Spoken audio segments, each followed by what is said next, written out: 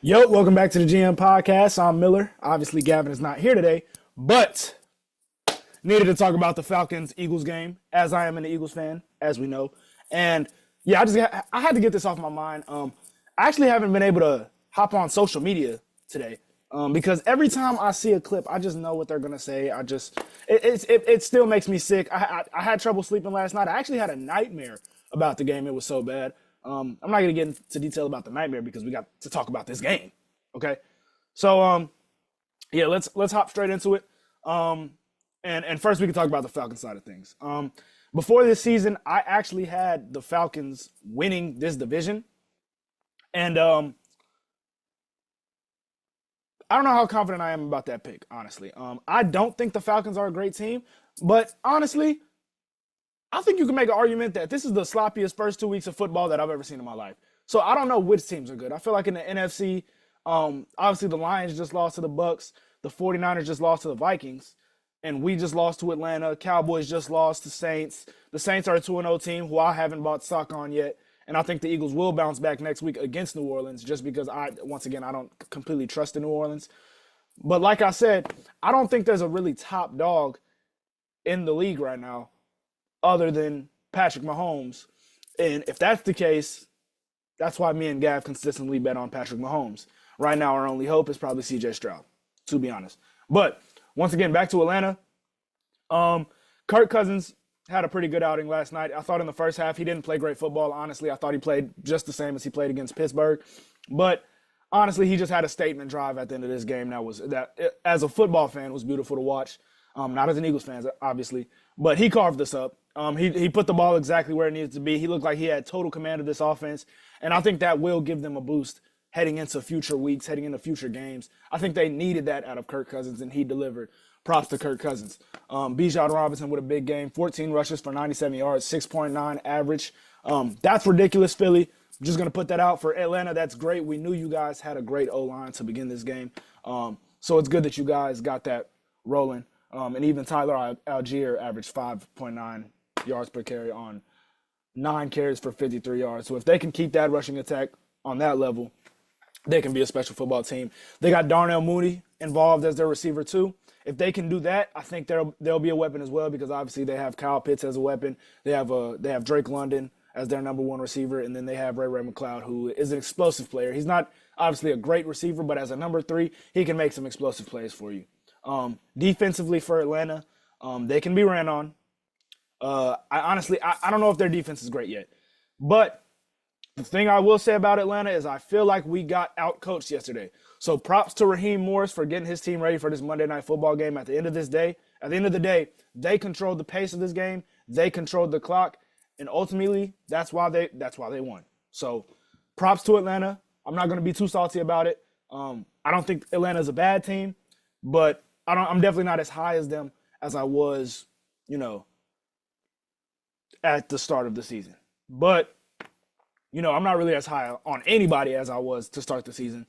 So we got to see who emerges as the top dog because even the Texans, who I just talked about, had a close game with Chicago. So we don't know right now who's the dominant team unless you want to bring up New Orleans because they've had dominant performances.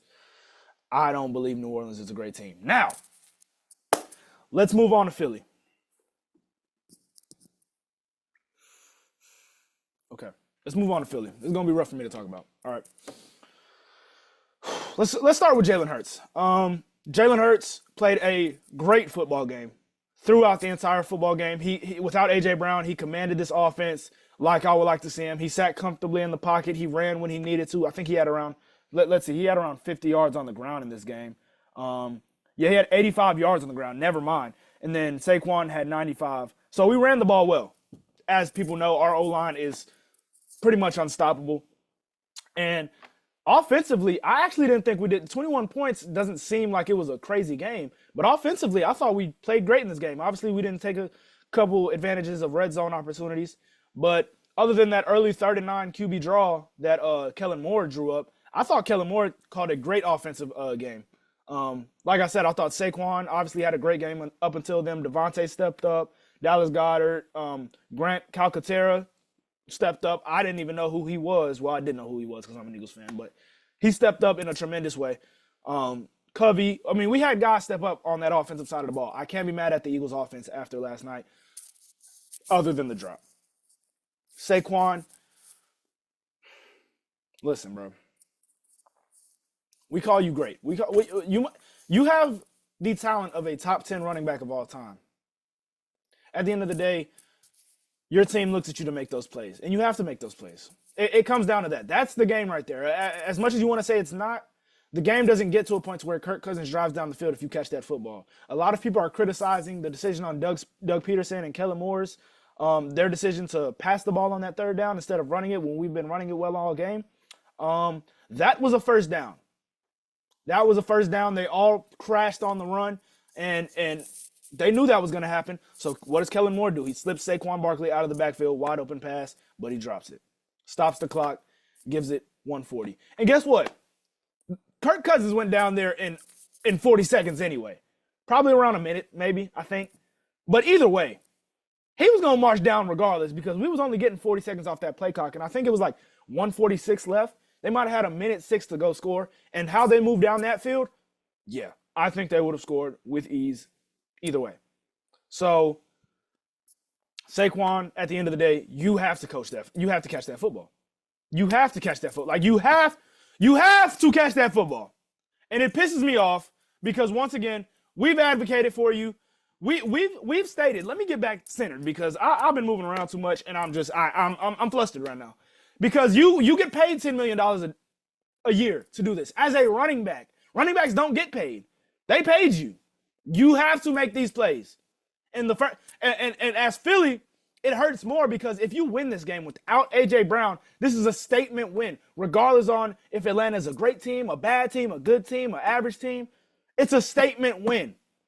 And now you pass up on it because of that drop. And obviously we lost the games in other ways. And I'll get to the other part where we lost the game right now. So obviously the Saquon drop was huge. Offense, I can't be mad at the offense, especially without A.J. Brown. I can't. I don't think anybody is, honestly, if you're an Eagles fan. Now, defense has not, unfortunately, and it looks like it because we have more playmakers now, but our defense has not improved. It hasn't improved. We can be ran. I mean, in this game, crazy. It gave me shades of Philly and Seattle last year when we started our drop-off. It was literally the same thing. We have the game in our hands. It's easy to pull it out, and then it's just a bonehead decision. And guess what happens at the end of both games? Jalen Hurts throws an interception to not even give us a chance to go kick a field goal. And honestly, me and Gav were having a conversation last night after this game. Jalen Hurts, and Gav was like, Jalen Hurts, what are you doing? You live to play another down. And I was trying to defend him because I knew I was just still mad at Saquon. Now that I got a fresh mind to think about it and I didn't sleep too much last night, kept thinking about it. Yeah, Jalen Hurts, throw it at the ground, throw it at the dirt. And I get he took a shot at his best receiver, so it's not the worst decision I've ever seen. But you got to live to play another down. And sometimes I feel like Jalen Hurts in his 2-minute drill, he feels like he got to make it happen now. And he's capable of doing it. But honestly, this is his 4th year as a starter is what people have to think about. So he'll still improve on that. Because if it wasn't for him, we're not in that game in the first place. He had Jalen Hurts defining drives in this football game. So, yeah, but Jalen Hurts, that's a bad pass at the end of the day. Defensively, like I was getting to, we play a scared defense. Vic Fangio has came in and made us play a scared version of defense. A too-high safety look 100% of the time with our corners at around 9 yards of leverage and a nickelback. A nickelback. A nickelback. One more time. A nickel. Which means, if you don't know, we have 5 DBs on the field at all times with 6 in the box.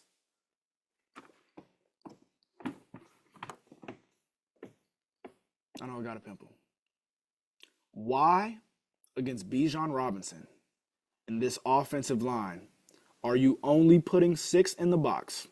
Why are you not blitzing Kirk Cousins, who is already uncomfortable because he is injured? Why? Why? Why? Why are you so scared of Drake London and Darnell Mooney and Kyle Pitts when historically they have never done anything to make you scared of them? We have Darius Slay. We have a guy that we drafted in the first round, Quinyon Mitchell. We have C.J. Gardner-Johnson that can match up. It blows my mind how scared we play defense. And honestly, Atlanta plays a scared version of defense too. And they need to get that fixed because with those playmakers they have over there, they should be blitzing every down too. Because if A.J. Terrell, Jesse Bates are in my defensive backfield, I'm taking advantage of that. I'm letting them do their job. At a certain point as a defense, you have to take risk.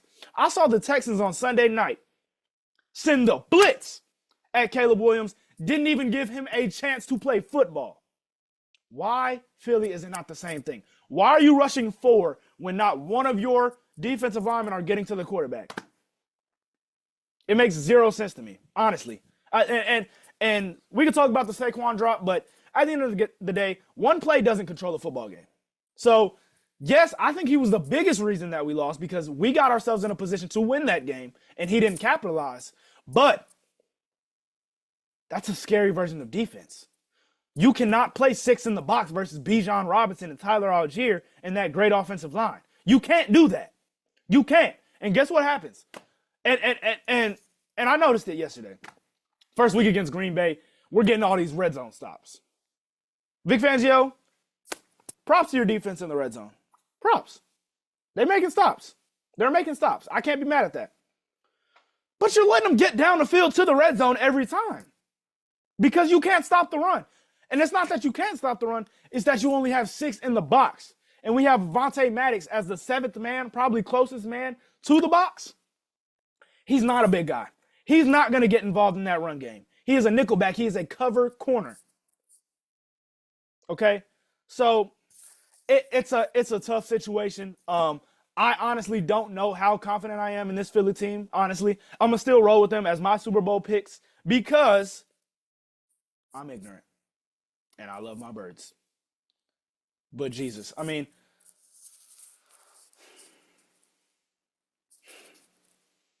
man, sometimes, bro, you just gotta take it on the chin, bro.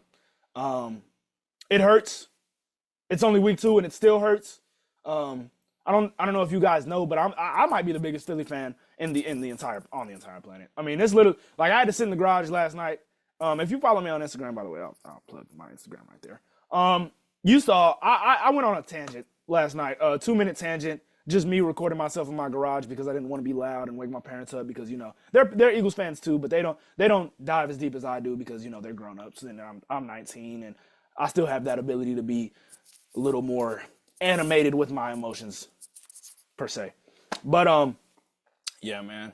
At the end of the day, life goes on. I'll get through it. Just have me in your thoughts, man. That's all I can ask for. It sucks. And then we play New Orleans next week, who, once again, don't think they're a good team whatsoever. Don't think they're a good team. But you know what they can do?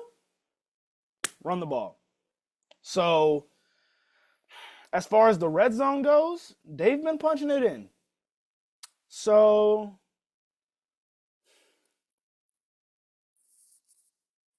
if we start the season 1-2, man, I mean, it sucks. And it would have been okay to start at 2-1 if you win this game because the Saints are playing good football. And they're gonna fall off at a certain point. Derek Carr isn't that guy. I'm sorry. I'm not buying stock on the Saints for the entire season. If they prove me wrong, fine. If they make the playoffs, I'm still not buying stock. But once again, props to the Saints, props to the Falcons. Eagles, get back to the drawing board. Vic Fangio, get back to the drawing board. Your defense doesn't work. It doesn't work. And it's not like we don't have the playmakers, bro. You signed Bryce Huff. Bryce Huff, by the way. What did we pay you for? You're not getting in the backfield at all. We might as well have kept Hassan Reddick because he's not even getting paid by the Jets. Jets, what are you doing not paying that man? Because we miss him. I miss him.